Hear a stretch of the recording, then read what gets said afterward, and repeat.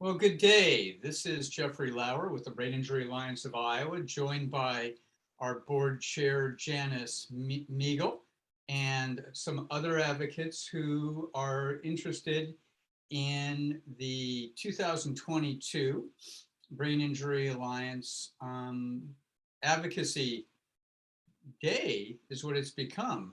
The last couple of years have been pretty difficult at the State House from a public health standpoint in getting there, as well as for people with brain injury and their families who are in a, whether we like it, not the families, but people with brain injury are in a slightly higher risk category based on public health and medical evidence, wanting to avoid getting COVID-19, perhaps even a little bit more than the general population, because of the potential impact on COVID on neurologic functionings, when it's suggesting, the literature is suggesting that having had one brain injury is never a great thing, but it certainly is also it increases the risk of longer COVID recovery.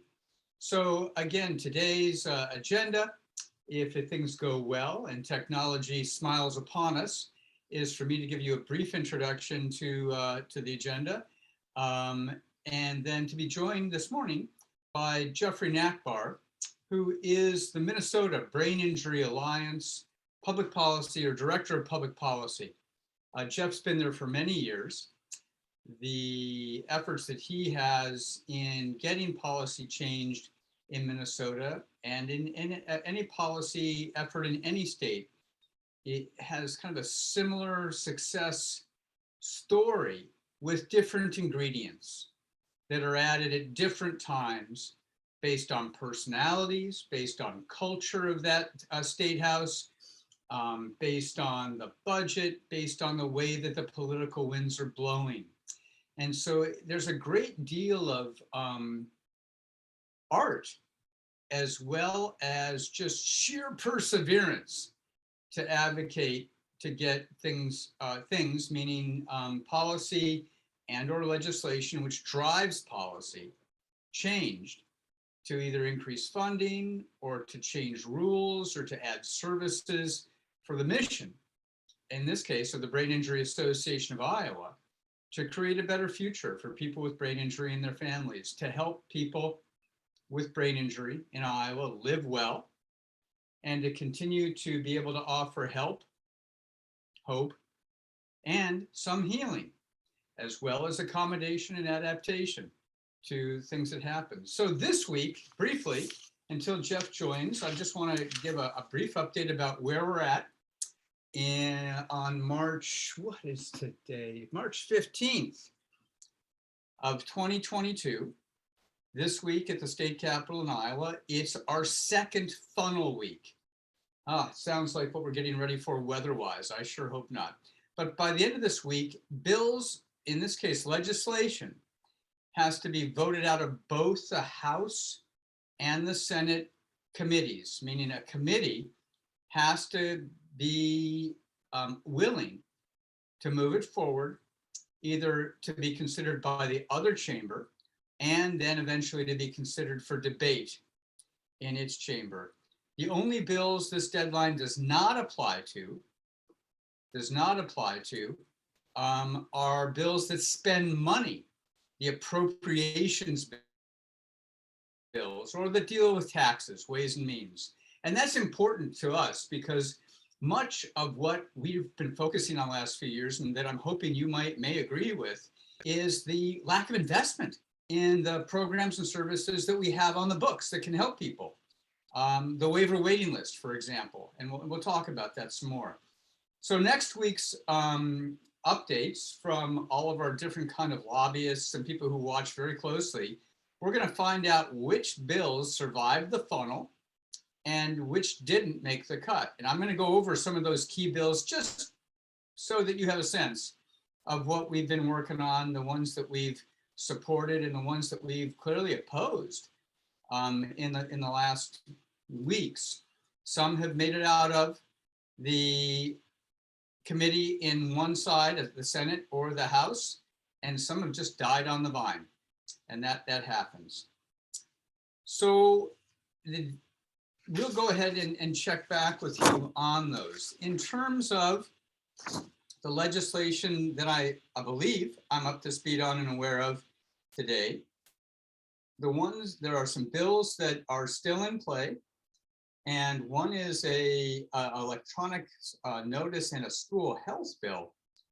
And that one has embedded in it, and Roxanne could probably talk a little bit more cogently about it, but I believe that's the one that has some additional training for epilepsy and seizure recognition. And that's something that we are interested in requiring schools to have students know that are known to have a seizure disorder, have a seizure action plan, so that people aren't having to wing it, doing whatever they saw in the most recent movie for somebody who may have had a seizure, or based on evidence from 20 years ago when they were last trained in seizure training.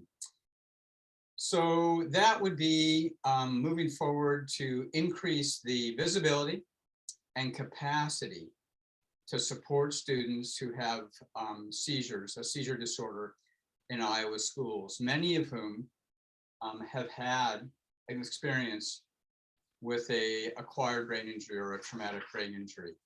In addition, we supported a slight change to Iowa's concussion bill. And for those who don't follow this, Brain Injury of Iowa took the lead and spearheaded Iowa's first youth concussion and sports law. I think in 2011, we partnered with the National Football League to do that, but we took the lead. They came and provided us some support in terms of bringing some key players to endorse us, but that was going to require and did require a recognition and a removal of a student from play who'd had a concussion and a protocol for returning to play. And then that's evolved into an additional framework for return to learn. And what we did this year is support a proposal that individuals with psychology doctorates and specialty training in neuropsychology or concussion management, but are also licensed as licensed healthcare practitioners, can support high school athletes with concussion and sign them back into school and back into play when they believe that they have recovered enough for initial educational interventions and supports. But I'm going to pause here and welcome good friend and colleague, Jeff Nakbar from the Minnesota Brain Injury Alliance. Jeff, welcome. Hey guys. Hey Janice. How are you? I'm doing great. So Jeff, we're recording this so that we'll be cycling it over the next week or two. Okay. So you're live, but you're also, what would I say?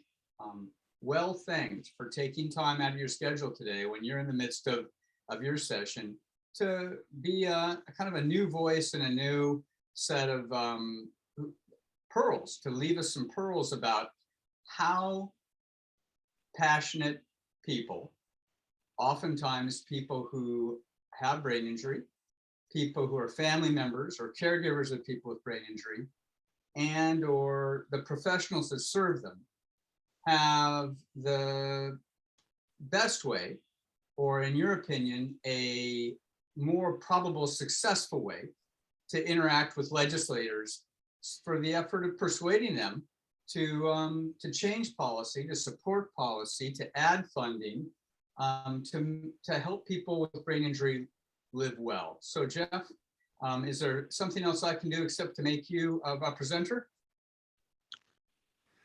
Just give me a reminder of how long you want me to go. Yeah, well, I think if you go for more than 4 hours, you'll find that I can do it. I can do it. No, don't do it, sir. Don't do it. Okay, no, I don't want to do that to you. How about if we start right about an hour? And then I'd like to perhaps at that point, or if you want to stop at 45 minutes, do some questions and answers based on the reality. And I talked about this a little bit earlier before you came on, that trying to impact both legislation and or policy or appropriations, there are some pathways that those of us who have worked in this area for a number of years have found to be more helpful, but that each area of the state, oftentimes each state house, has its own culture, its own preferences, its own ideology in dominance, and that there needs to be adjustments made. And so I'll let you talk to that today. Sure. Okay. You are now co-host. If you want to put any slides up, they should be able to pop up if you hit share your screen. And Sure, I can do that. Thank you. All right, great. I'm really glad to be here, and I've always really appreciated my neighbors to the south and all the great work that you guys are doing for brain injury, for both in your state and nationally with the U.S. Brain Injury Alliance. And there is, we just got done with our Zoom Tuesdays at the Capitol. We used to go to the Capitol together, meet at the Capitol every Tuesday, and obviously with the pandemic, we switched over to Zoom. So I'm waiting for my brain to settle down just a little bit from that, because we do that every Tuesday, and it's really empowering and fun, and I really enjoy working with our advocates. Jeff had asked me to come talk a little bit about what we do in Minnesota and what we think is most effective for trying to impact public policy. So I'm going to share this with you guys. One of our basic trainings that we call How to Tell Your Story, because I believe firmly and strongly, and I haven't figured out anything to the contrary, that affects my belief that the most effective strategy that we have, the most effective way to change policy, is for individuals who are affected by brain injury. And Jeff, you captured that, whether you're an individual with a brain injury, whether you're a loved one of somebody that has a brain injury, or whether you're a professional that serves people with brain injury, you have personal expertise in this issue that our legislators need to hear about. And that is, in my view, is the most effective way that you can affect this, impact decisions that provide supports for people with brain injury, that help prevent brain injury, you name it, whatever your political goals are. And so I've spent with the Minnesota Brain Injury since 2005. And prior to that, really since I studied environmental studies as a young kid in college, I spent my whole career trying to figure out how you change policy. How do we improve situations? How do we make a difference? And I keep coming back to the grassroots strategy of taking folks who are most affected by the issue, teaching them about the process, about the political process, how a bill becomes a law, back to schoolhouse rock, and then how to turn their complex story into a political message.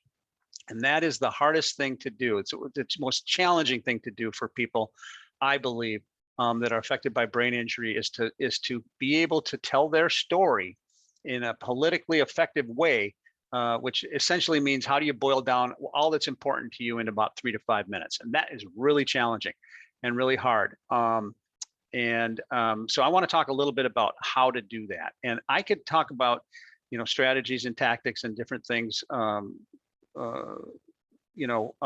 for quite a period of time. I know it's going to be a little challenging because it's being recorded, and I'm not going to be getting a lot of questions or anything like that. Otherwise, I think sometimes the most effective way to do this is through conversation. So if anybody else who's on this call has a question or would like to redirect me, please feel free to do that.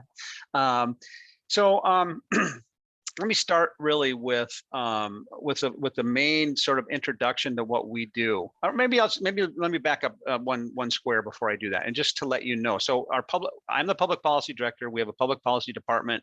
It's myself and one other staff person. I have some other responsibilities in public relations as well. But the Brain Injury Alliance, Minnesota Brain Injury Alliance, has a commitment to public policy work out of our bottom line. And as long as our organization is healthy and has funding for this, we will continue to do public policy advocacy as part of our mission. And so that's built into who we are at the Minnesota Brain Injury Alliance. And the question really becomes, how do you do that?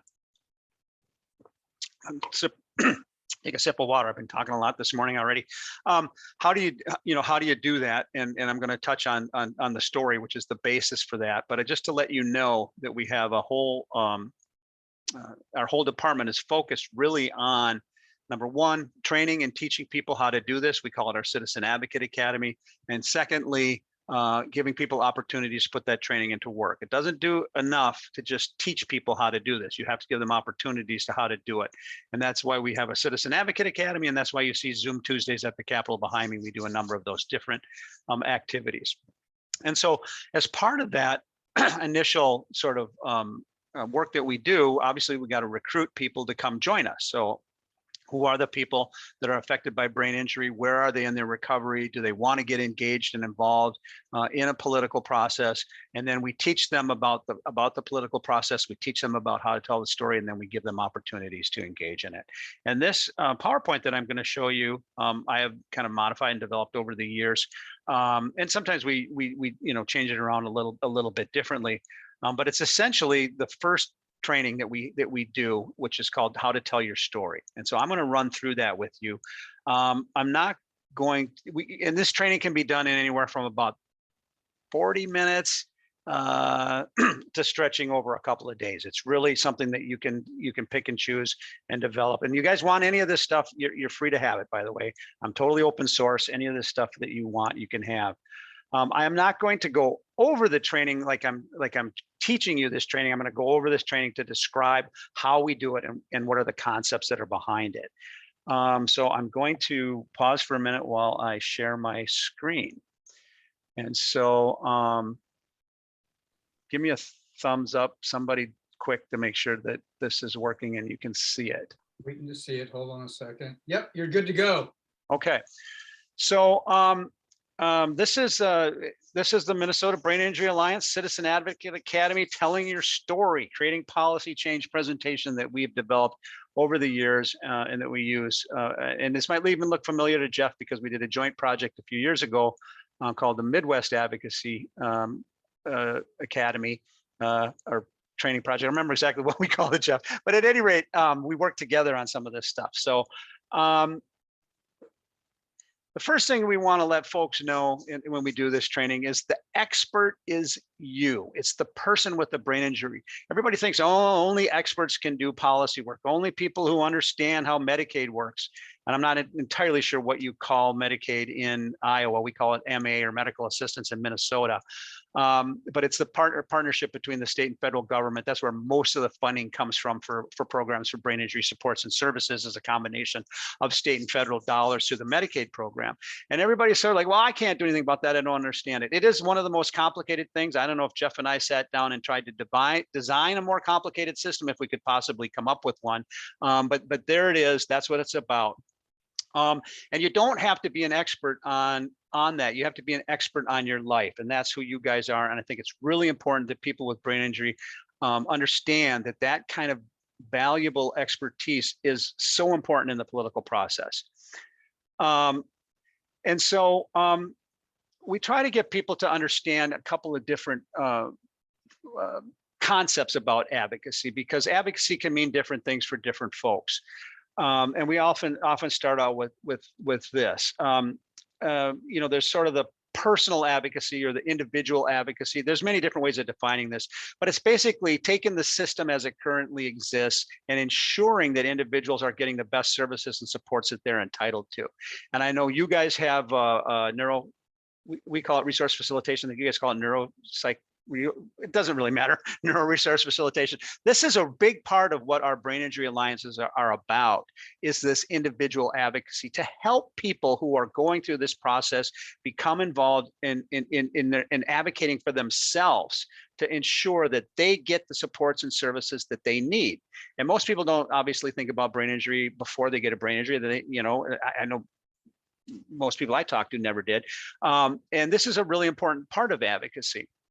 And our organizations are really good at this. I'm really proud of the work that we do. I'm sure you guys are too, with your resource facilitation program. And then there's the next level of advocacy, which I call political advocacy or systems advocacy. And this is where we're trying to change or improve the services and supports for people with brain injury. So you got the rules, you got the programs, you got all the funding streams or whatever that are out there. And personal advocacy is really making sure that people know what's out there, know what they qualify for, help them qualify. Do they need to be certified as disabled, for Social Security disability insurance purposes? I'm not exactly sure what other types of programs and supports and home and community-based services you guys offer in Iowa, but I'm sure you have the same thing we do, which is all limited by rules and regulations. How much income can you make? How much savings do you have? What do you qualify for? What do you not qualify for? How many hours do you qualify for? That's what the individual focus is. And the political focus really is about how do we create changes and make improvements in that system? I don't know about you, but in Minnesota, we do not have enough. and I don't know, there are so many unmet needs out there, and we need to make improvements to the system. And so this is really my way of introducing folks, our way of introducing folks to the concept of political advocacy and how important a role it plays in the process. And it's also to get people to think differently about lobbying. I mean, we all have sort of a vision or idea about what a lobbying is and a lobbyist is, and it's not always a positive one. But there are a lot of lobbyists. I'm sure your capital is crawling with lobbyists. Our capital is crawling with lobbyists. There are a lot of folks that have a lot of money that hire lobbyists. A lot of corporations that want laws, a certain way. A lot of people that have power that like to keep things the way they are. There are a lot of lobbyists running around, and it's important that we in the brain injury community have direct lobbyists, that we have people who work at the Capitol or who can go to the Capitol, that legislators can contact, that have credibility. And so I'm a registered lobbyist. I'm guessing Jeff Lauer is too, and our staff is. And we do direct lobbying, and that is where we go to the Capitol and we talk to legislators and we help draft legislation and we help move bills through processes and write amendments and let legislators know what we think about it, and try to provide some content expertise on some of these issues. That's an important part of what we do, and we need to do it effectively. But the missing component is well, I don't know if missing is the right word. It's not enough to just be a good lobbyist. We're never going to have enough lobbyists or money or power to go up against the big, huge interests that are out there. And so what we need to do is to accompany that with grassroots lobbying. And I really firmly believe this is where the power is. And grassroots lobbying is working with others to have them contact their elected officials. And that's what I'm really encouraging folks to do in any of the advocacy work that I do with my own folks and our citizen advocates here in Minnesota, or whether I'm reaching out and working with other states in the Brain Injury Alliance community. It's to develop a network of folks that can get engaged and involved in this process. And I know you guys are doing all this. None of this is new to you. But I think it is important to have a really good framing for why it is so important and why it is so powerful. And so personal stories are the most effective grassroots lobbying strategy. And so that's where I want to focus on next, and where I want to drive home how you need to take those personal stories and make them turn them into effective political messages. And that is a grassroots lobbying strategy that I believe is effective. And I believe it's the only one, it's our only hope for getting these programs funded, is to get legislators to really understand how the decisions that they make about these services and supports actually affect people with brain injury, their constituents, people that they represent, people that can choose to vote for them or not vote for them. How does that impact them? And they need to hear from lobbyists, don't get me wrong, but they also need to hear from people who are affected by this. And most legislators, I believe, would rather talk to somebody who they represent than another lobbyist. But and so I don't think this is that hard to do. But I think, well, hard's not the right word.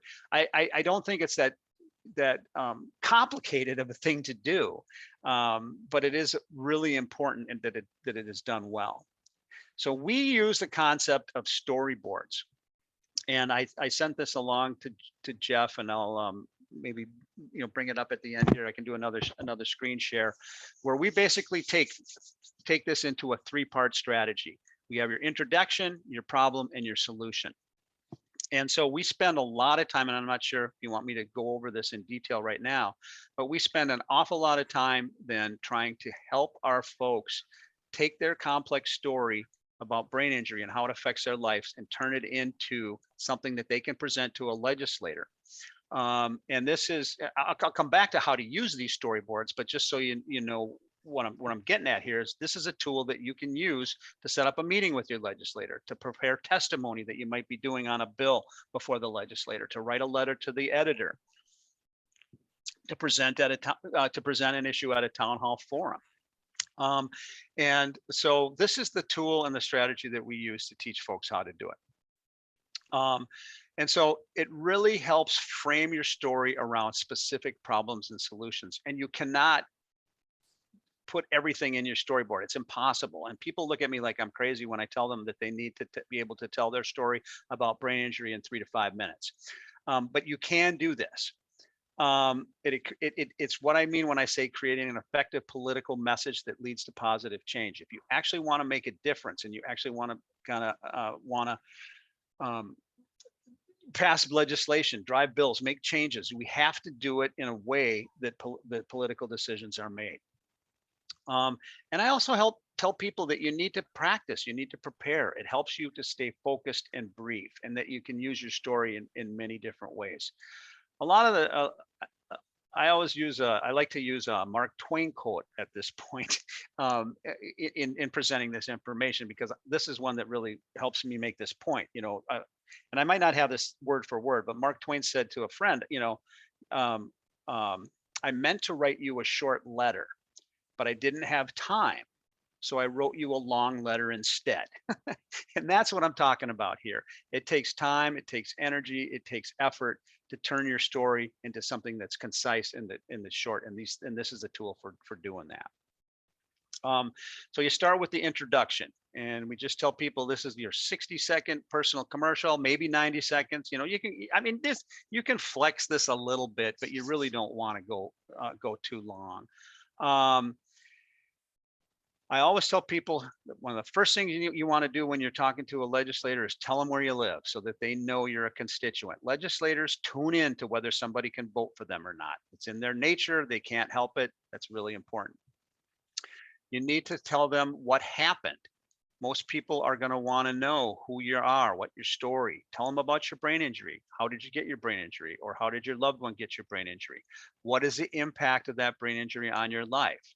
And use personal, real examples when you describe this. I think some of the most effective ways that we can educate people about brain injury is by really using very simple, straightforward language to talk about how it affects our life. Don't talk about executive function or multitasking. Tell them about how hard it is to do your laundry and your dishes at the same time. And then we always want to help people, give them examples. So this is an example of somebody who was in a car, slipped on the ice and hit the median in their car. Talked about traumatic brain injury and some of the things that affects them. So we really encourage people to be oops, sorry, I went backwards. We really encourage people to be authentic and to tell their story. And you can use this introduction, in multiple issues, because the next thing that it's really hard is to get people to focus in on one problem. And so I really strongly believe that if you're going to make an effective political message, if you're going to be successful at doing this, you have to pick one problem at a time. And you need to describe a real life example of the problem and how it has affected your life. And I know it's really hard. And if people say, well, I don't just have one problem, I say, I know you don't just have one problem, but you only get to talk about one problem at a time. So you can have as many storyboards as you want, but each set of storyboards, 1, 2, 3, is focused in on one problem. And so, and that can be whatever is important to that person. It can be transportation, it can be housing, it can be employment, it could be healthcare, it could be home and community-based services. It's not up to me to decide what's in a problem in somebody's life, but what is it that is affecting their life?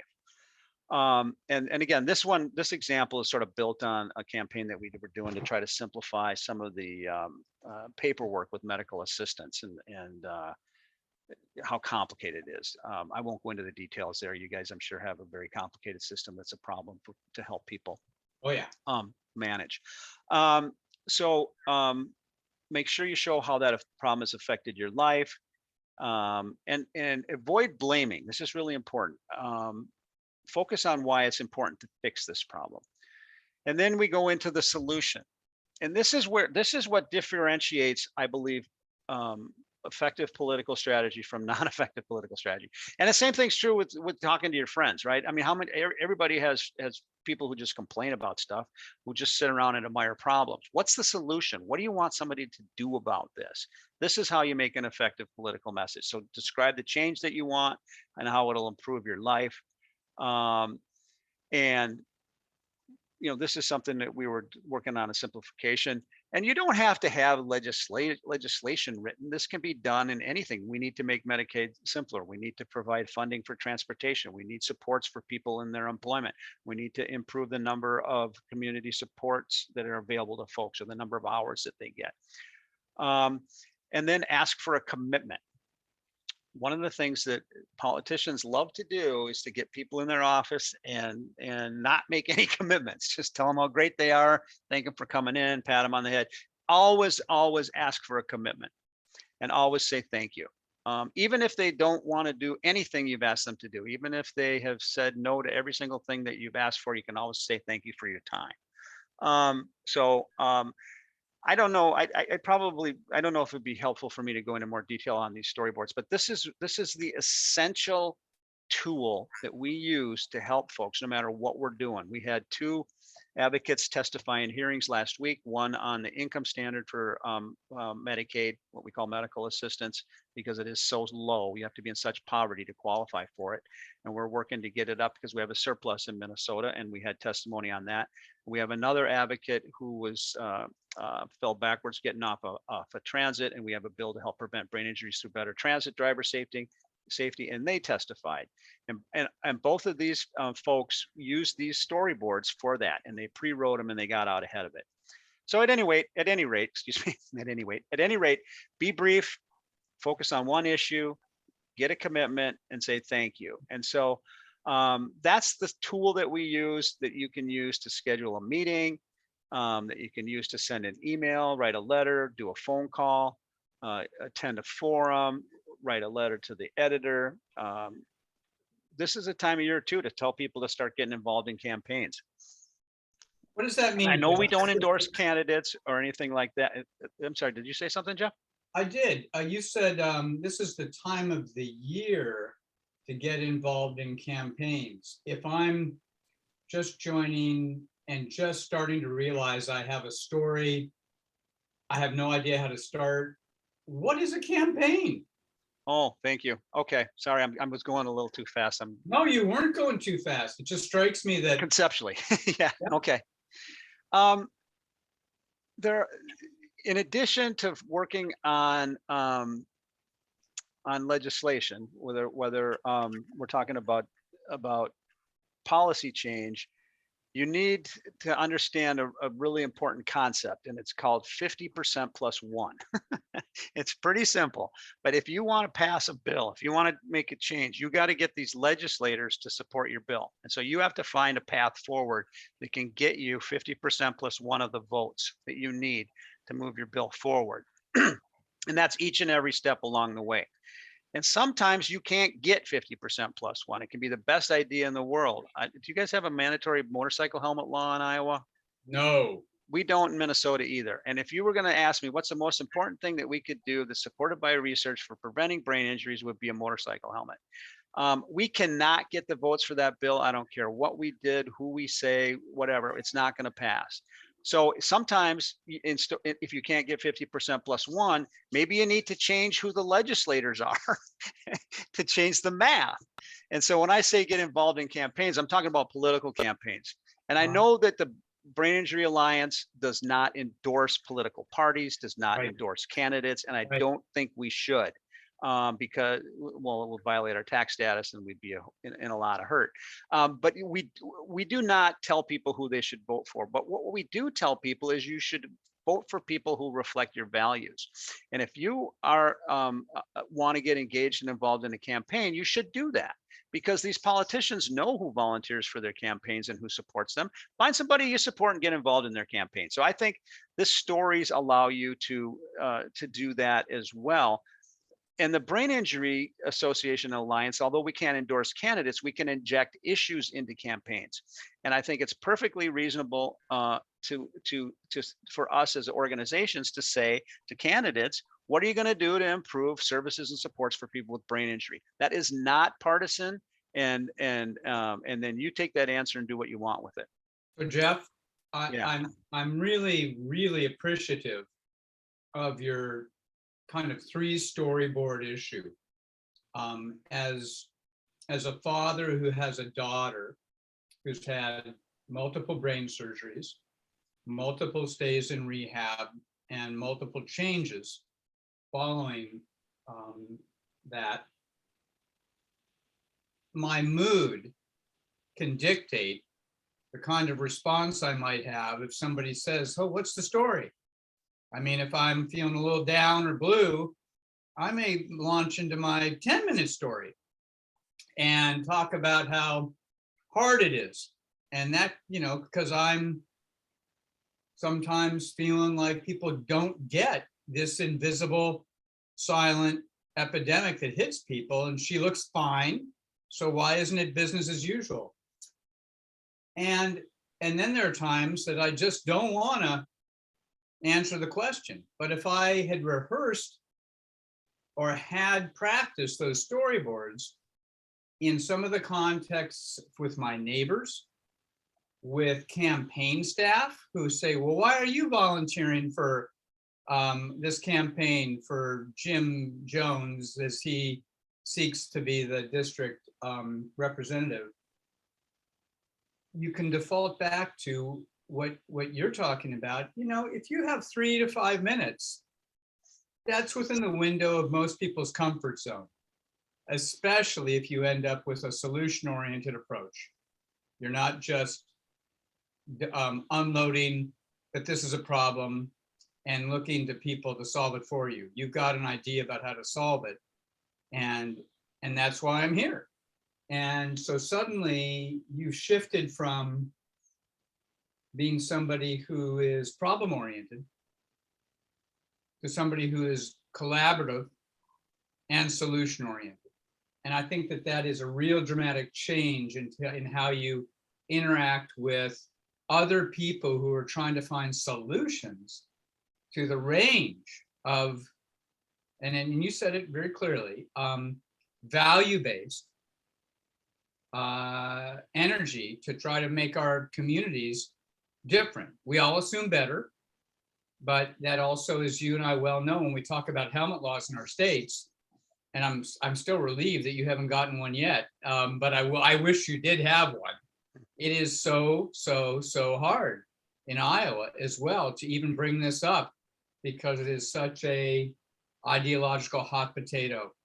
And we can spend a lot of time if we want to dissect any one policy or bill. But thank you. That storyboard piece we'll share. And I also want to point out that you've got like 6 times more staff than Iowa has, which I'm delighted, because we many times beg from you, like you've offered here today, the framework to take steps forward, to do things a little bit more methodically. Let me ask you a question. If you can go back to that last slide.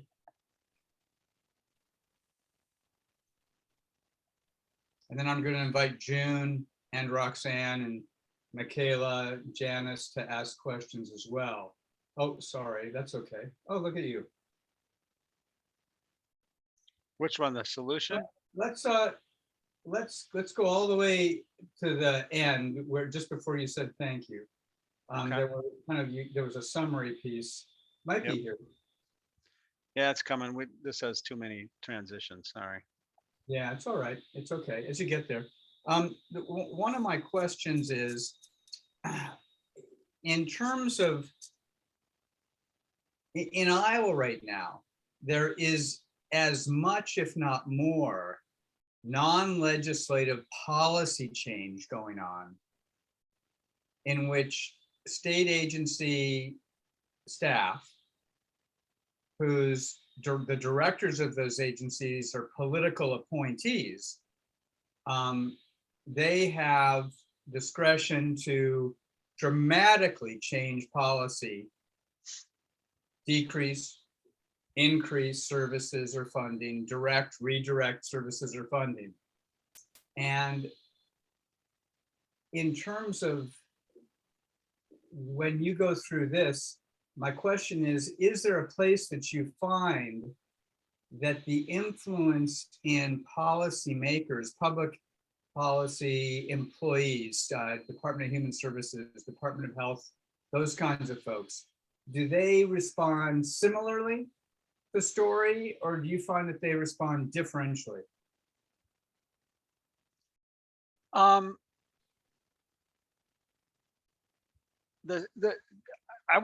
mean, the more similar than different, but it is a different approach if you're going down that road. I've focused so far. I've been focusing on the legislative process, but you're absolutely correct, Jeff, that there's a whole executive agency out there implementing this, and sometimes it kind of depends on who the governor is, right? Because the governor is the head executive, and the head executive appoints the heads of the agencies, correct? And then those agencies are driven by whatever political ideology is of that governor and that political vision of that governor, because essentially the heads of those agencies work for that governor. Right. Obviously, I don't know. Some people think you should be able to fire anybody. That was from Trump's speech this weekend, but I won't go there.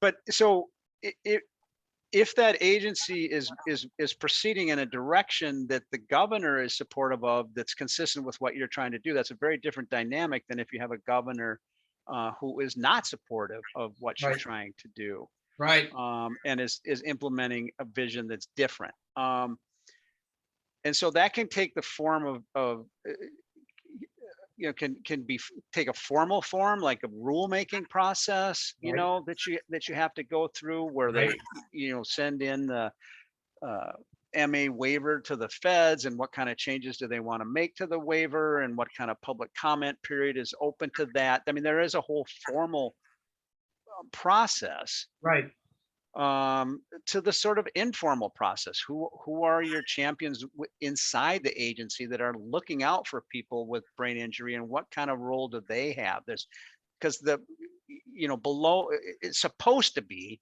below that sort of political level of the executive and the head agencies are civil servants, and their job is to serve the people of the state, regardless of who the political, what political party is in control.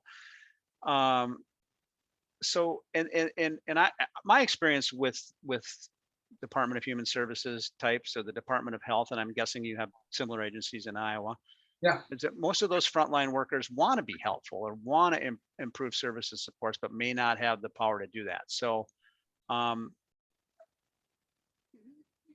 is it that you're trying to that statement is really powerful.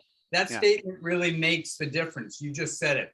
They may not have the power to do it, and trying to discern when they may have the power to do it versus putting energy into a legislative fix, which we know can also authorize power to do things. Power meaning either policy change or funding. Those are two kinds of power. Do you guys have to sit and process that up in Minnesota as well? Absolutely. Yeah. Okay. So that's, and I just I'm going to try to make that transition after your slideshow. So I'm trying to make a kind of an early transition here, just to talk about even what you put together here. Scheduling a meeting. It means showing up, communicating, following up. Again, showing up if there's a table of some kind, virtual or real, to sit at, especially if there's a time for public comment. writing letters. Being in the media works across both domains, because if you choose the media that, like the state newspaper or something that's visible, or you can just, what I sometimes do quite unsheepishly, is send a link or a copy of something that's gotten in the media, just so somebody sees that it's been published. It has a degree of power. Get involved in campaigns, probably a little bit less if it's a civil servant, but not less if you want to have a representative on your side who knows you, be willing to make a phone call to a civil servant, asking them to justify how they're using their power. And that's a subtle way of saying, I don't agree. I've been elected by the people. You're a civil servant. We'd like you to consider A, B, and C. Sometimes that's enough to get a civil servant to make a, maybe not a 90-degree turn, but a 45-degree turn. I got a question, Jeff and Jeff, both of you. Yeah. And it may be a little bit naive, but in my old life, being in the post office, you could write the postmaster, and that postmaster then answer to the district manager. Well, in our case, would we be able to write the head of Department of Human Services and then she would have to answer to the governor, or he? So in other words, write the team leader of whatever department you have a problem with, and then maybe copy the governor. Is that something that's allowed in state legislation? Because that was allowed in the government. So let's say Harry Smith is the head of Department of Human Services and the governor is Joe Blow. So Harry Smith sends a letter to the head of Department of Human Services and with the CC to the governor. See, that's what people used to do with the post office. They send a letter to the postmaster and then a CC to the district manager, because that's the top person. That's like the governor. Well, our case, it was a district manager, and then sometimes the postmaster general, but that would be like the president. So, you wouldn't do that far, but. Well, I'm like you and Janice, I know you're a grassroots organizer too, because I've heard you talk about this stuff. We're both on the U.S. Brain Injury Policy Committee, and I would go back to identifying the problem that you're working on and saying, what is the change that we're trying to create? And then you have to do sort of an analysis of who has the power to give you that change. Okay. So if you have a situation where you don't think let's say you have, and I'm just going to use an example. Let's say you have a brain injury waiver to Medicaid, right? You guys have those, and you have a policy of who qualifies for this brain injury waiver, or you have a policy of what that person qualifies or something, and you don't think it's being implemented properly. Do we need a policy change to change the waiver legislatively, or do you just need to get the state agency to implement the waiver the way it's supposed to happen? So it depends on what you're trying to change, but it could very well be a strategy of putting public pressure on a state agency to do what they're supposed to do, whether that's the head of the agency, to the governor, whether, we haven't even talked about the legal process. I mean, I'm sure you guys have different lawsuits that have happened because it violates this statute or that statute or the Americans with Disability Act. I mean, that's a years long process, but we've had a number of those types of situations move forward in Minnesota, or sometimes it's just, you're just not doing this right. I don't, I would say it depends, but Janice, there's nothing that would say it's not allowed or that that you shouldn't do it. I'm just saying that you need to figure out who has the power to give you the change that you want, and build your strategy about getting that change made. Thank you. Thank you. Roxanne, do you have a question? Yeah, I just wanted to follow up with Jeff on that. It seems like people from Northern Iowa who moved to Minnesota do not have to wait for the waivers. So how does that state have it structured where constituents who apply become eligible and they don't have that long 5-year wait list like people do here in Iowa? I don't know that I'm qualified to compare and contrast Iowa and Minnesota's waiver program, but I will say that Minnesota waivers are implemented. They're state funded, but they're county implemented. Is that how you guys are set up? No. Okay. Okay. So each county then gets an allocation of funding from the state, and it's a whole complicated process of historical and so on and so forth.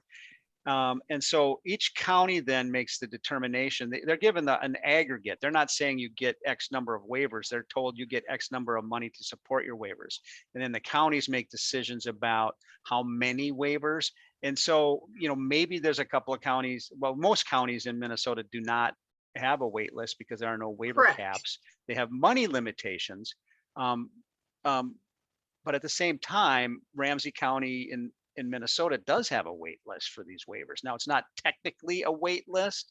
They're just saying we don't have the resources right now to fund this, or we have to go through this process or this other process. So I don't know the specifics of what causes your wait list. Maybe you can enlighten me on that. But that's the dynamic that we face in Minnesota. It's really about how much money is available. Right. Yeah. Okay, so thank you for explaining that. And then county implemented, I wasn't aware of that. I just know when families move to Minnesota, they're able to get services right away for the most part. So, Depending on the county they move to, Roxanne, right? yep. Yeah, but he said most counties do not have waiver wait lists in Minnesota. Yeah. Right. Whereas now, for the brain injury waiver wait list, it's approaching 5 years. Our case manager said the last one Holy she brought on her cow. caseload was 5 years. Yep. It's twice as long as the average 2.5 year wait, right now. And that's statewide? I don't know if it's, No, it yeah, is. I don't, It is statewide, Jeff. And this is an interesting point. It might be transitional. I do want to just, before we go into, and this is not a rabbit hole, Roxanne, this is one of the big rocks. So Right. thank you for bringing this up. It's a natural transition, and I don't need to go by the agenda when we're flowing, I think, reasonably well.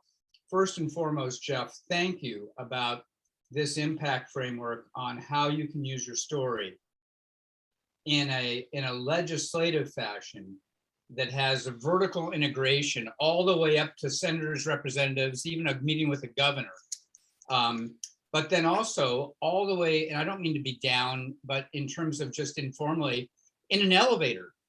And If you're in an elevator and you meet somebody and they say, hey, how's your XYZ, if you know your son, your daughter, your husband, your wife, and you think, oh yeah, I just updated my story and I can do a 60 to 120 second update, and then also talk about what I'm trying to do in terms of being solution oriented. And you might suddenly have another ally who says, wow, my brother went to college with Lieutenant Governor.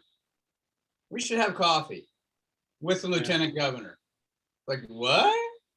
Sometimes that makes a difference. Personal connections, personal stories that get through.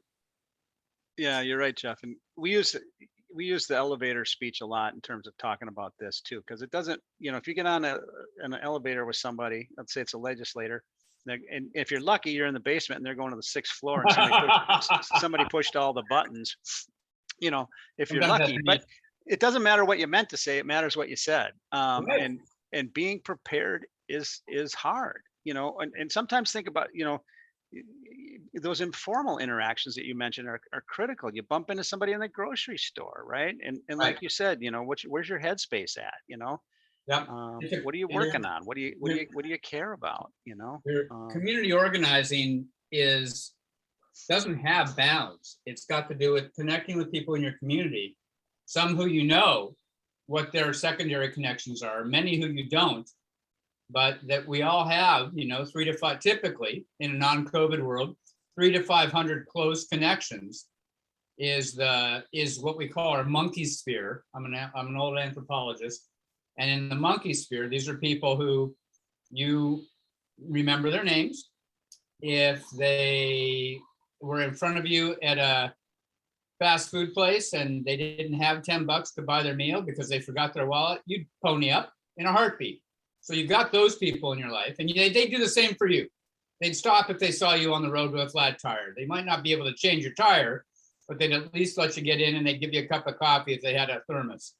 So these people, as they get to know you and your story, are often interested themselves in making the community better. And sometimes you can work with them to make these transitions. So thank you.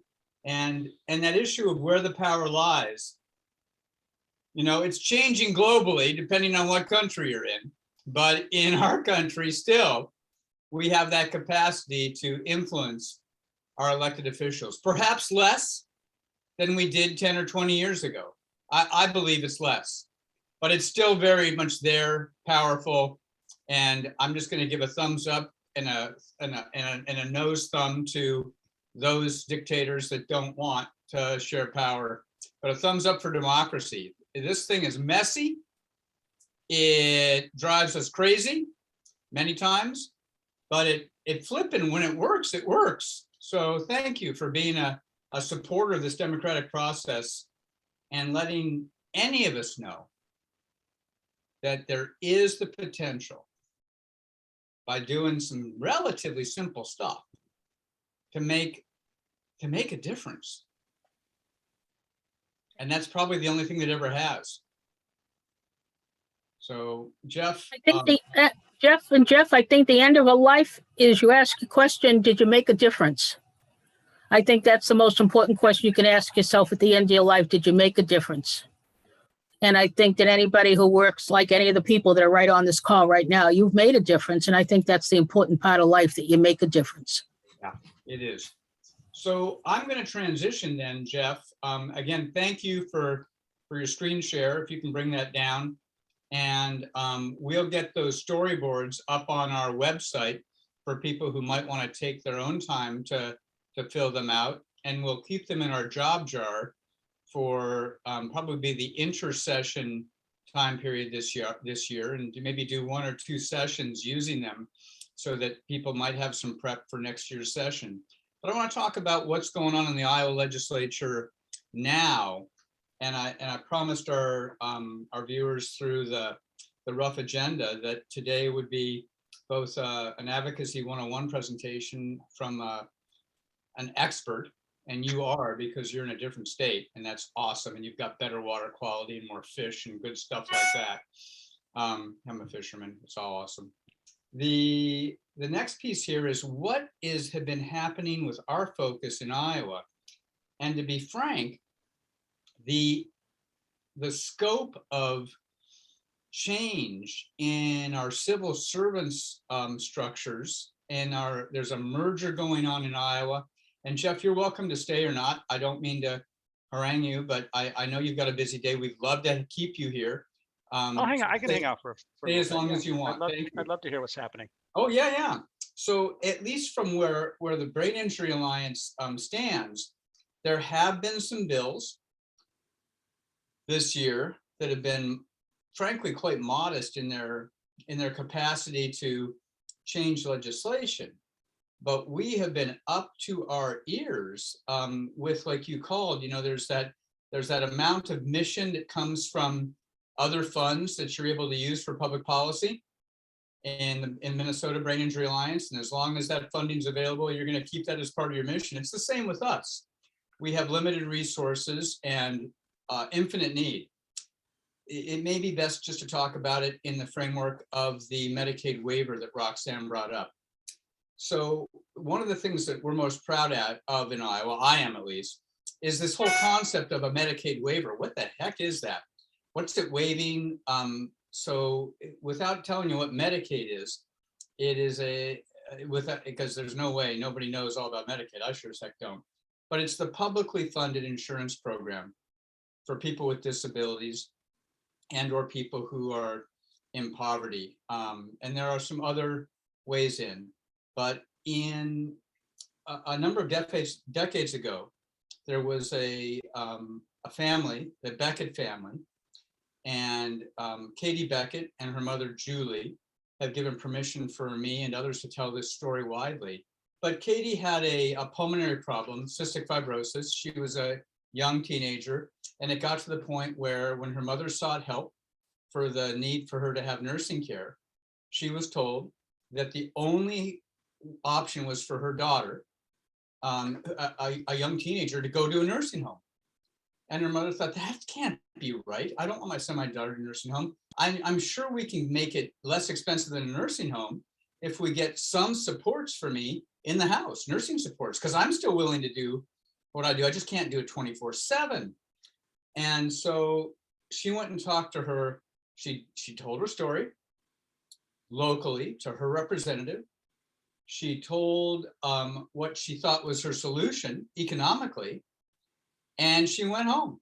And she didn't really have much hope that one telling of a story, passionate, succinct, to the point, would go very far. But her representative, I think it was, I want to say Tom Taki, and correct me if I'm wrong, Roxanne, if you remember, was a House representative member, of which there are many more than senators. And he coincidentally got seated a couple of seats down from Ronald Reagan because of Alphabet at a breakfast meeting a few days later, informal, and they're having breakfast. And Reagan leans over and says, "Tell me a story about Iowa." And so the representative says, "You know, I got a story," and tells the Beckett story. And Reagan says, "You're kidding me, that there's a federal rule that requires kids to go into nursing homes?" And he looks across the table and he says, "Hey," and I don't remember the guy's name, he flags his head of Health and Human Services. This is at the federal level, and says, "Can this be true?" And the department head says, "Yeah, that's how we've always been doing it." And Reagan stops and he has a sip of coffee and he says, "That's stupid." And he looks at his HHS secretary and he says, "Fix this and call me within a week and tell me how you plan to fix this. This is awful. We can do better."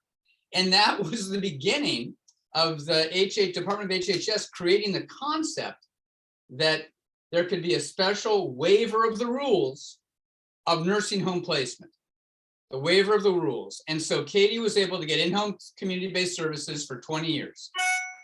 And it was called the Katie Beckett waiver here in Iowa. It was the first waiver in the country, and it opened the door for brain injury waivers, ill and handicapped waivers, people with intellectual disabilities, HIV/AIDS waivers. Oh my gosh, waivers all over the country that allowed people to have in-home, long-term, community-based supports, except in Iowa right now, for people with brain injury, they have to wait 5 freaking years to be able to stay on a waiting list before they're even considered as eligible, to be considered for eligibility or meeting the requirements. And that is, we know the medical evidence is conclusive that if you wait 5 years for supports or rehabilitation, specialty rehabilitation, intensive rehabilitation of any kind, that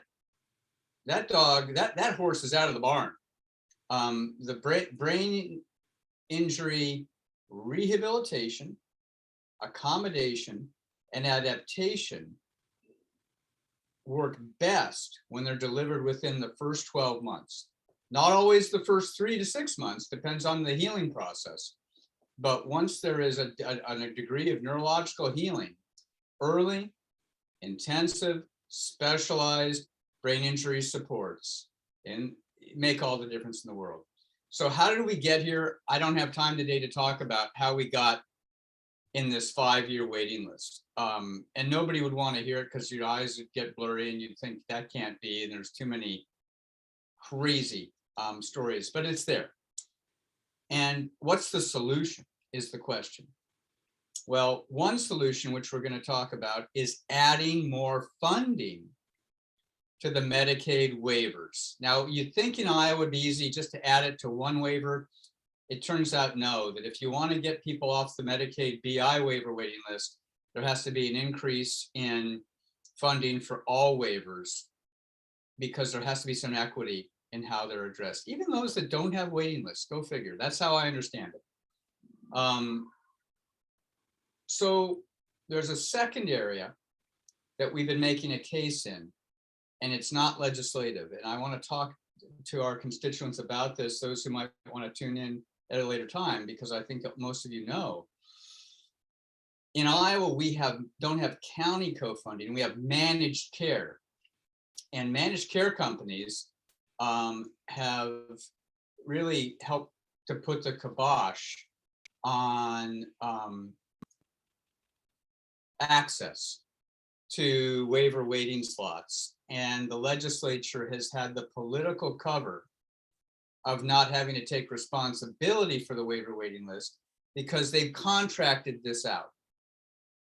So thanks to Minnesota and your awesome history in providing resource facilitation, Iowa started that same program 15 years ago. And our resource facilitation program has been focused in collecting enough data to understand the dynamics of helping people and supporting them earlier than later.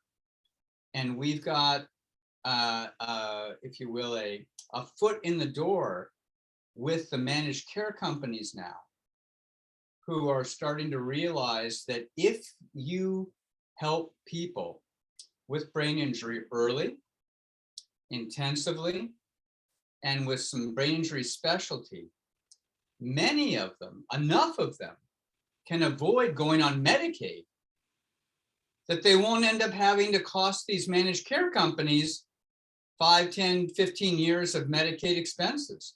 They'll stay in the private sector because a wife didn't lose her job, because a person with a brain injury was able to work part-time, and because the whole family didn't end up having to go on Medicaid, depending on how many people there are. Because once you go on Medicaid in Iowa, and I think across the country, it's hard to get off. I mean, you're kind of in a position financially where you've already expended your resources because of the impact of a job loss or an ongoing disability or inability to have a breadwinner work, and maybe have the other breadwinner have to provide care, that when you're eligible for Medicaid, it's hard to rebuild an independent financial life. And the medical literature is clear that if you help people with self-management, those that can develop those skills after brain injury to live well, you can avoid a handful of them going on Medicaid, which is more than enough to pay for the services up front. And so we've been pushing into working with managed care companies who seem to have a carte blanche capacity to decide how to help people, but they have discretion to invest. And we're pushing them with some success. We'll see, it might be another year or two, to look at our data, which has been independently vetted by health economists, and who say this works. You can save money on Medicaid doing this. And so for the managed care companies, they're thinking, if we save money on Medicaid, we make a bigger profit. Yay for you. That's not what I'm interested in, them making a bigger profit. It's let's make a difference in the quality of life of people upstream. So Roxanne, that's a kind of an answer to you about what we've been doing, are doing, and will continue doing. And we've got a significantly large MCO right now interested and intrigued, and they're vetting the financials of it because they see that it's got the potential to save the state money, to save their company money, and then to save the federal government money because there's a match, there's a cost sharing program here. And if we can show that here in little old Iowa, we can help you in Minnesota and the rest of the country perhaps get some recognition from the feds that early intervention for people with brain injury just makes sense in a real big way. And that these 5-year waiting lists that are happening in Iowa and in other states are not only silly, but they're genuinely medically harmful and costly to people. So that's a rabbit hole that we've been down, and it really does not benefit so much from additional advocacy as it does for technocrat to technocrat fighting, I would have to say. Does that make sense, Jeff? Because I know you live this stuff.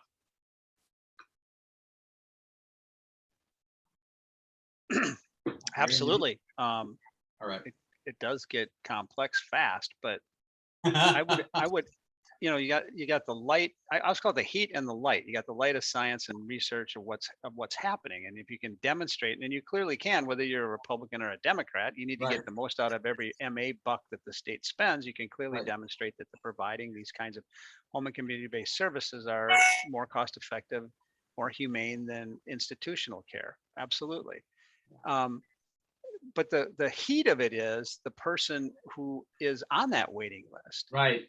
Not only, what are they, how do you get their stories out? Not only like, what are the opportunities that they're missing out on, but what are those costing the state, or, depending on who you're talking to, or the agency, or the HMO, the Right. managed care organization. So I think you're right on track. Yeah.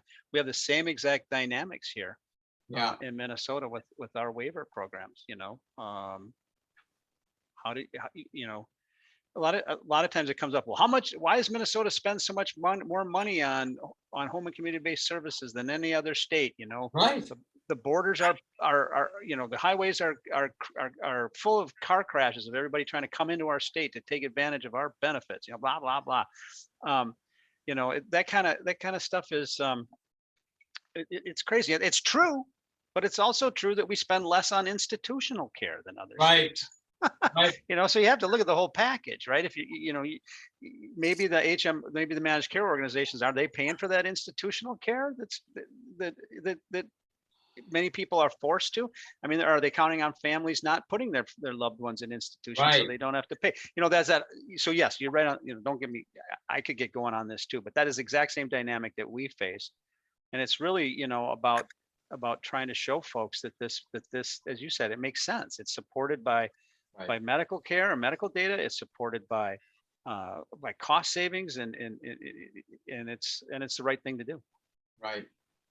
And so we will this year put some information out, there'll be a one pager by the end of midweek for the constituents who may watch this now or watch it later, specifically around the facts of this Medicaid waiting list.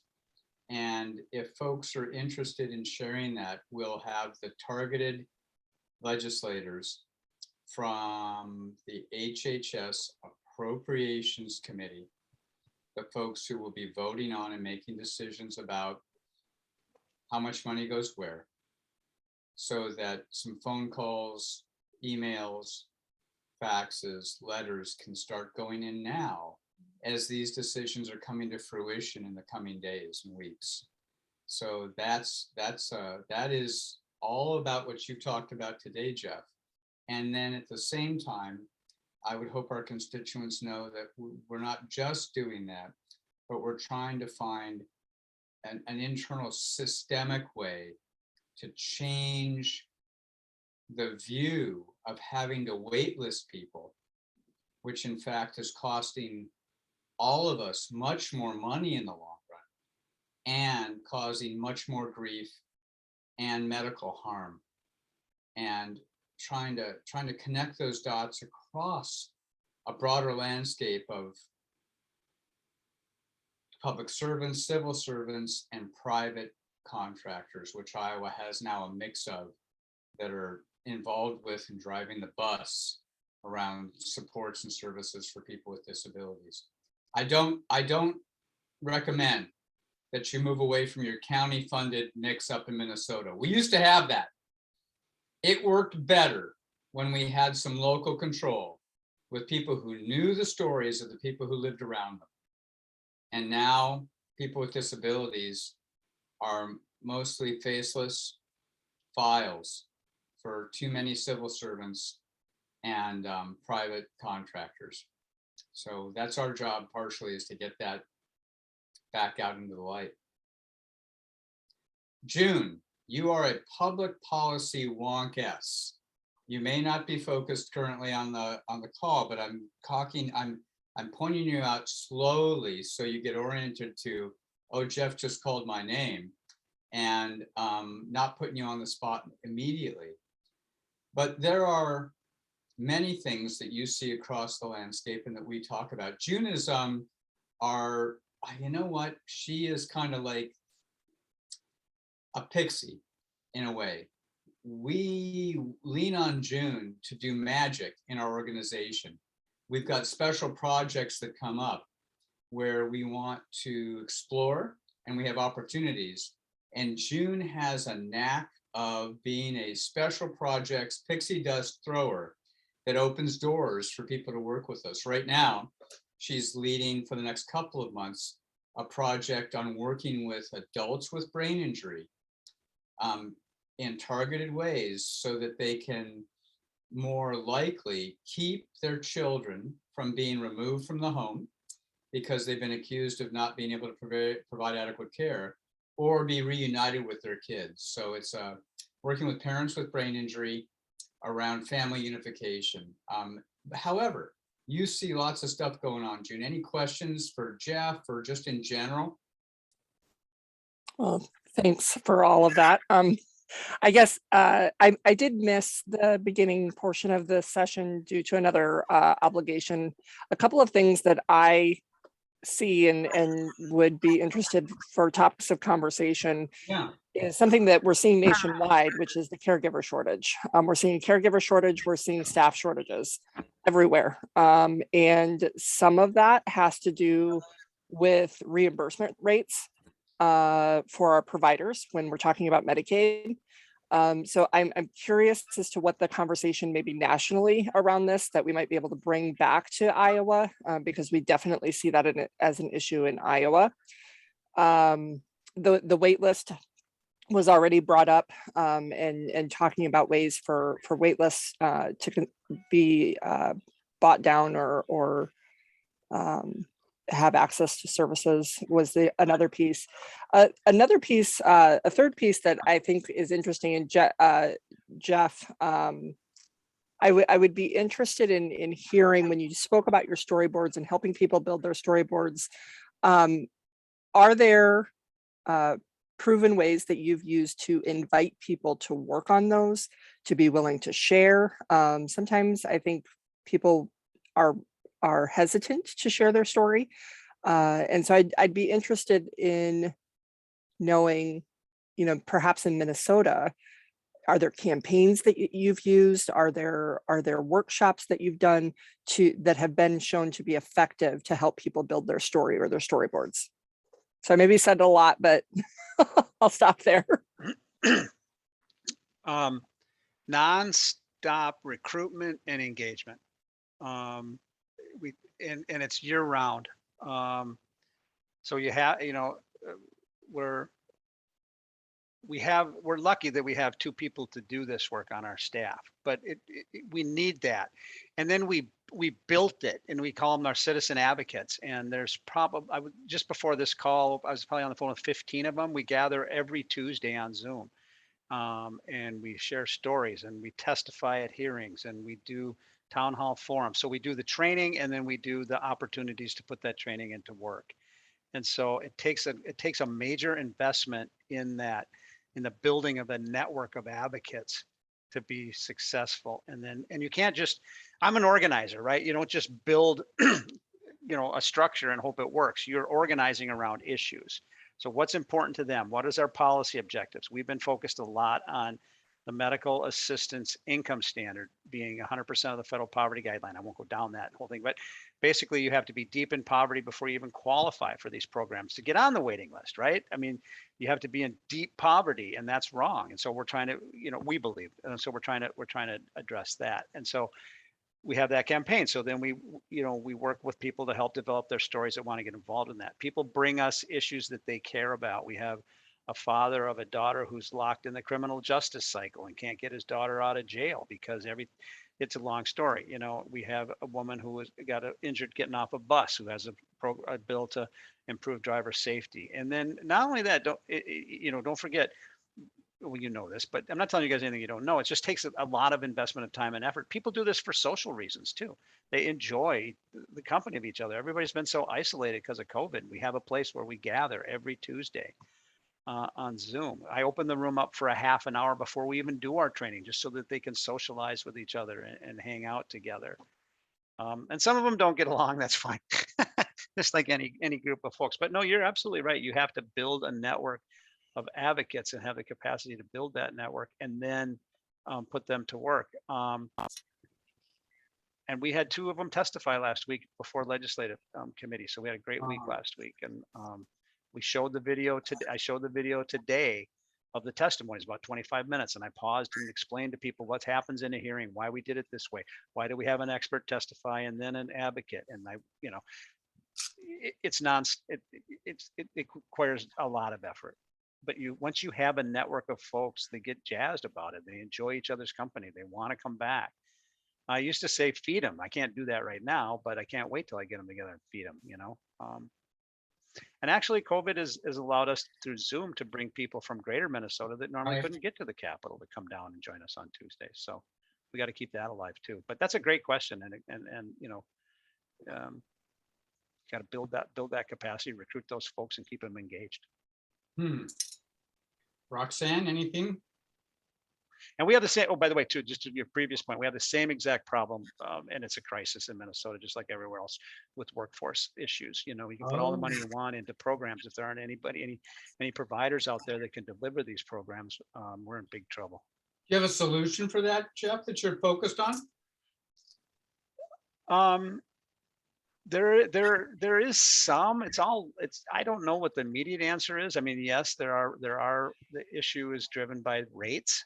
You have providers, trying to staff group homes or personal care attendant agencies Right. that cannot recruit people. It's hard work, and you can make more money at McDonald's or at Walmart. And so how do you find these people? Do we need to develop more workforce credits or student loan forgiveness programs? I think the whole helping industry is in big trouble right now. Well, yeah, that's on our radar screen too, for sure. Thank you, Jamie. Yeah. All right. So that's one of the policy areas we talked about, had to do with the Medicaid waiver. The other one has to do, there's a legislative bill that we'll know by the end of the week whether it's able to be considered and debated. HF 2200 in the House of Iowa Representatives, and that is aimed, June, interestingly, at our direct care provider pool. And it opens up additional healthcare professionals to enter into direct healthcare agreements for healthcare services with individuals, and more, what would I say, in a more streamlined way. Yeah, I don't think it really does.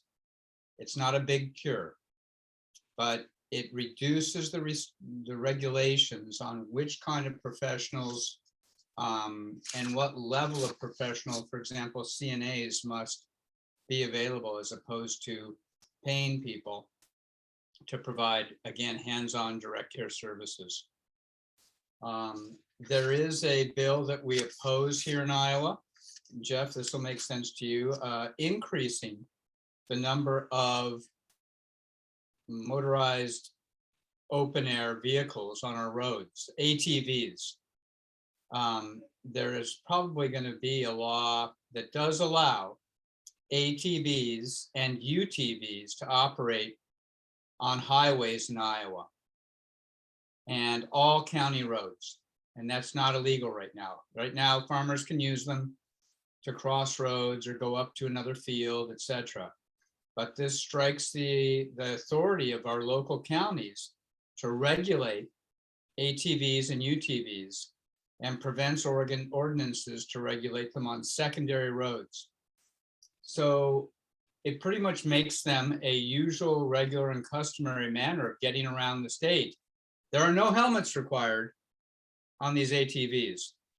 And we know that based on how they're designed, the manufacturers are consistent in saying, don't drive these at high speeds on paved roads. It's just part of the ATV. It says a sticker on the side. It says, don't do it, because of the way that they're geared. They're geared to run off-road and have the ability for the wheels to slip differentially so they don't roll. So they roll much easier than many other kinds of vehicles. And so we're looking at having increased crashes in Iowa, but we're pushing back against it.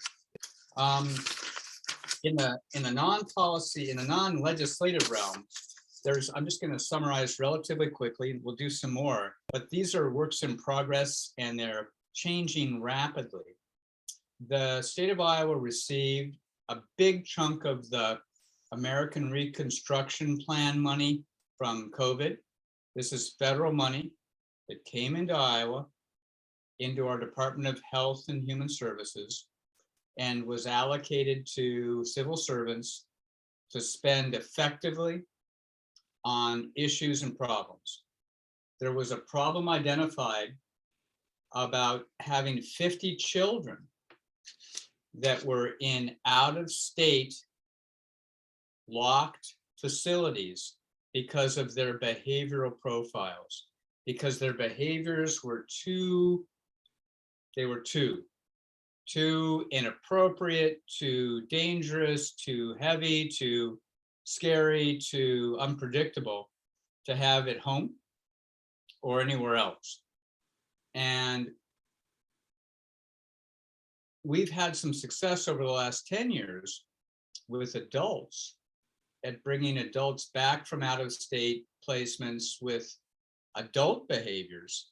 And we've created in Iowa 70 beds across the state for adult specialized community-based neurological rehabilitation services. And that program has worked with adults. There's an interest in formulating a similar program for kids without having thought it through, because kids are very different neurodevelopmentally than adults are. Kids are much more vulnerable in lots of ways that adults are not. Kids are, how to say this? They come with a degree of trauma many times that underpins behavior, in addition perhaps to experiencing an acquired or a traumatic brain injury. And these kids all have been diagnosed at some level with brain injury. And so we're working with the state to try to craft a pilot program that is incremental and that takes into consideration all the dynamics of what it is to be a kid. Not least of which, how do you integrate with the school system? Roxanne has a lot of experience with that, and that can be pretty complicated. And then how do you integrate with parents? And also answering the question, why the heck would you pull a kid out of the family anyway if you could do upstream services and supports to keep them there? And so we're actually pushing for that as well, so that we can keep kids who may end up in this kind of situation from getting there. And so that's happening. There is some effort, and June's been involved in this, on training for direct service staff who work with people with brain injury as part of this issue of workforce availability, with a focus on changing the training. There's a required training for direct service staff that work with people with brain injury in Iowa. It's a pretty light module. It's 10 years old, it's outdated. We're going to be updating it in the next year or so. But to try to break that out into a stair-step level, so that staff people who would go through 101, 201 advanced training in working with people with brain injury as they got more experience would be in a position to demand more money, because there is more money in the system for working with people with brain injury than perhaps working with people with other disabilities. Not fair, not equitable, but want to have people be able to have a potential career trajectory if they're interested and they're like doing it, working with Iowans with brain injury and their families, because it is more remunerative. And the more experience you get, obviously in this case, the more you can demand. So that direct workforce support and salary via training is going on.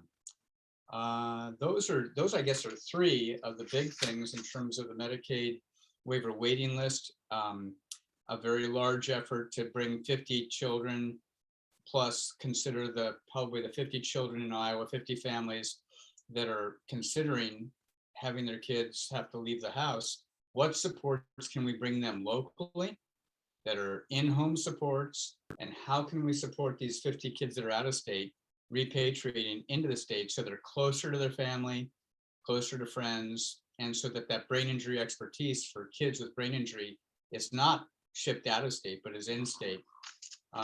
Those are the big rocks that we've been working on that really shift so quickly that they're not part of this legislative cycle.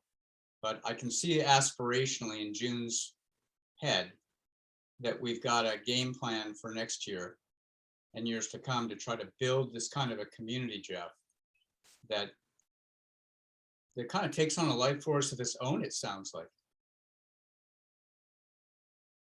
Would you say that your group has really bonded in a way that if you were sick one day, they could run without you and have a meeting?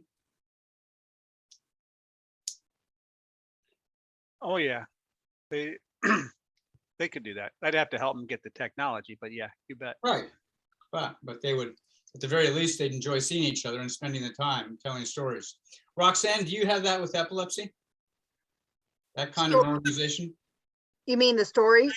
I guess a citizens advocacy committee of sorts. Well, we have an advocacy committee, Got it. and we have a form to collect stories Nice. and people's journeys with a signed release and where they can upload a picture.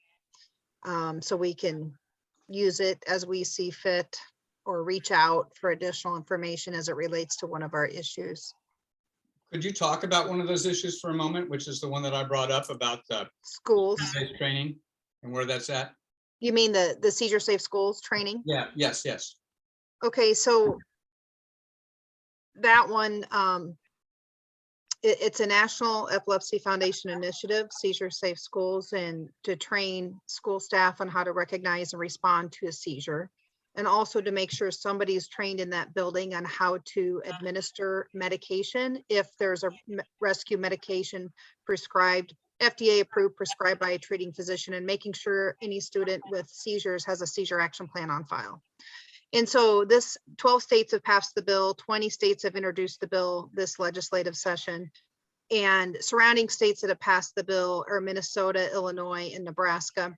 And in Iowa, we passed it in the Iowa House on a 99-1 vote last legislative session. So that bill is still viable until the end of this week because it's second final week. But we had language added on. There was language for the whole House bill added on a school bond bill, but that ended up getting taken out by the time it passed the floor. So there's work being done on getting language added back in. So we'll see where it ends up at the end of this week. Got it. And if it doesn't end up anywhere like that, do you have a plan to try to weave it into an appropriations bill? Yep. All right.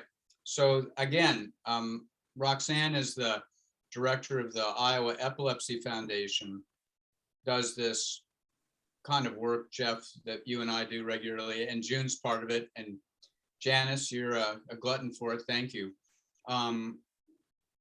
This piece with epilepsy is very near and dear to the brain injury mission because a significant percentage of people with brain injury end up 10% plus with some type of seizure disorder and or have to be on seizure medications, which means that the efforts that Epilepsy Foundation makes in the schools absolutely serves our collateral mission. So thank you, Roxanne, for pushing this, and the National Foundation for doing this too. This is great. Well, we already have the training on the Department of Education, on their website, on the new Iowa School Nurse Google site. So the nurses have it. And I just did another training yesterday for a large school district across the state via Zoom. Great. It's just there's a lot of schools across the state. So we're pretty well connected through the School Nurse Network is our connection. This would simply institutionalize the practice so that percentage of schools that hasn't taken any attention to it would have to, right? Yes, depending on how much of that language they keep in. But according to the House bill, they kept all that language intact where we're asking all school personnel be trained every 2 years on Okay. seizure recognition and first aid. If I came to you for the hit list of people in the Senate, or is that where you'd be working right now? Well, you need to hit Sinclair, chair of the Education Committee. Okay, so Sinclair, chair of the Education Committee. And our biggest opposition is school boards and administrators because it's another mandate. Yeah. So it's. So I've personally met one-on-one with several people from the Senate Education staff, and they're supportive of it. So we just can't get it through the Education Committee. This is year 2 for that, right? Well, this is our 4th year working on the bill, but it is year 2 from the House bill getting passed last year. All right. And we do have a senator who has a close family member with epilepsy that is working really hard on the inside on this issue. Good. That's awesome. So you're doing 2 things. You're changing the institutional framework within the Department of Education and the school nurses, regardless of the political considerations that the Iowa School Board Association, and in this case, the chair of the Senate Education Committee, is that what I'm getting right? Yeah. Yep. Who feels that she would, ideologically, this is not something she wants to add as a mandate. So you're getting in there, you're going both routes. Yeah, and the other thing that our foundation did is we upgraded our learning management system. So all the education programs for school nurses, school personnel is available at no cost on learn.epilepsy.com. Our national office receives appropriation from the Center for Disease Control to develop Nice. standardized curriculum. So it's available online already, and it's already being marketed and pushed out, and a lot of schools utilize it. So That's great to hear. We're a little behind the curve here in brain injury in Iowa, but we'll be working with a major investment that's been made, $80 million investment in a learning management system by the Department of Human Services. We've been invited to the table for that, for brain injury training, 101, 201, advanced, etc. And that'll be made free and available once it's developed. So one of the thing I will mention to you, Jeff, as it may relate to brain injury training in schools, it may or may not, is in that school bond bill, they did put language in there to develop a task force for any required health related training in schools. And so that language is still in there. okay, good. And so developing the task force would be a table to show up at to try to put that together. Right, but at the table, it sounds like it's more than just State Department staff. It could be nonprofit advocacy organizations. That's when we can make a difference. Yep. It's not necessarily legislative, but it's based on legislative direction. And then the nuts and bolts can be made in partnership with civil servants. That's awesome. Thank you. That opens the door tremendously. All right. Well, I know that we've still got a couple of minutes here. Michaela, you've been very quiet. I know that this is somewhat new to you, but I'm going to give you a shout out. I know you're thinking about and trying to figure out how to impact change for people with brain injury. Any questions or thoughts you might have from this discussion? I've just really enjoyed listening in and kind of hearing what's going on in other states. I'm all about the rural accessibility. So if anybody has any input on that, obviously I would gladly take more input on rural accessibility, whether in Minnesota or in Iowa. So when you say accessibility, can you be a little bit more specific? yeah, so Jeff and June, as you guys know, my project is related to promoting accessibility to resources and services for individuals living in rural areas, just in regards to in any rural area with any population related to healthcare. We kind of have limited access to good quality services, specialty services, transportation services, stuff like that. So just been kind of doing research on how to kind of mitigate that barrier. Okay, yeah, thank you. That's a big one to push through. One of the ones that I saw recently that made me excited about that barrier was that in the Southwest, in Phoenix and Tucson, they now have a fully functional fleet of autonomous transportation taxis, where you have an app, the car pulls up, it says, "Hello, Jeffrey." There's a screen in the back seat when you sit down, and it shows what your destination was when you filled it in on your phone, and off you go. And it's kind of a, it's a pay as you go, or if it was a non-emergency medical care option, you could charge it to your third party, which Medicaid would pay for. The logistics for that now are solid enough that people in those communities, Phoenix and Tucson, don't even notice these robot cars going by with no drivers. It's what it is. It's fine. The downside was, at the end of the article, it said these things work great unless they're challenged with snow or ice. So that would mean that they don't be available in Iowa half the year at the current level of technology. So this issue of transportation and the cost of drivers and all those pieces stands to be changed somewhat, at least seasonally, in Iowa, and hopefully permanently within the next few years, as the autonomous driving becomes a little bit more secure. It seems weird, but I think when we moved from horses to automobiles, that seemed really weird too, because the horses were physically paying attention to where they stepped. The cars don't. And so we're going even one step farther. The drivers used to be paying attention to where the cars drove, and now what's this mystery machine? So all that said is it does inspire me that we've got a generation ahead of us that should have some functional more accessibility, but that does not assure the appropriate behavior, affordable services, accessible services, even if you can transport to them, available. They may not be available, they're too far away. So all those points, thank you for digging into that for rural Iowa.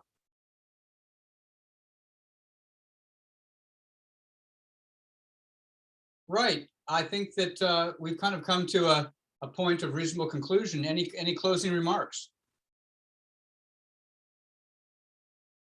I think that if you have this recorded, just make sure you advertise it, because I think it was very, very helpful. Jeff, thank you very much for what you shared with us knowledge-wise. I think we need to have people really see this. Well, I think that it's a certain kind of person who can endure policy wonkesses, if that's appropriate. Forgive me if it's not, and haven't been overwhelmed by just the changes in society, the worries they have about just getting by. And so I don't think that can be dismissed, that we've had a couple of years that have quite appropriately diverted the wind from certain kinds of sails that people had in the past. But I do see that the sailing, so to speak, is getting a little more smooth. Our Omicron wave has functionally passed. It was met immediately by higher gas prices, inflation, and all this stuff that goes with it. And this thing that is a war, but not a war, depending on what country you live in. And I'm not going to go down that rabbit hole, but there are a lot of cycle. It's a cycle. It goes up and down. It's a cycle. It is a cycle, and here we are. And it will change. It always does. And when you talked about this country, when Benjamin Franklin came out of signing the Constitution, I guess it was the Declaration, I guess it was the Constitution, somebody asked him, do we have a republic? And he says, yes, if you can keep it. And I think one thing this country has done is we're keeping it. Yeah. That's the important thing. And Benjamin Franklin said that, if you can keep it. And with all our rights, all our problems, whatever they may be, or struggles or challenges, whatever you want to call it, we are keeping it as a republic. And that's the most important thing. And even when we deal with all the administration we deal with in the brain injury world, we couldn't do that if we weren't a republic. True. And being part of the Brain Injury Alliance and associations, and having what oh, what was his name? Alex de Tocqueville, even way back when. It was a Frenchman who first came to the United States, as I remember. That's right. And when he went back and they said, what did you notice? And he said, these Americans, they form groups, mutual aid help groups, and they do stuff and they make changes politically. Yep. They influence their elected officials. And Yep. he was astounded. And we're still doing that. We're still playing our part in a democracy. And I thank Janice, thank you for your leadership.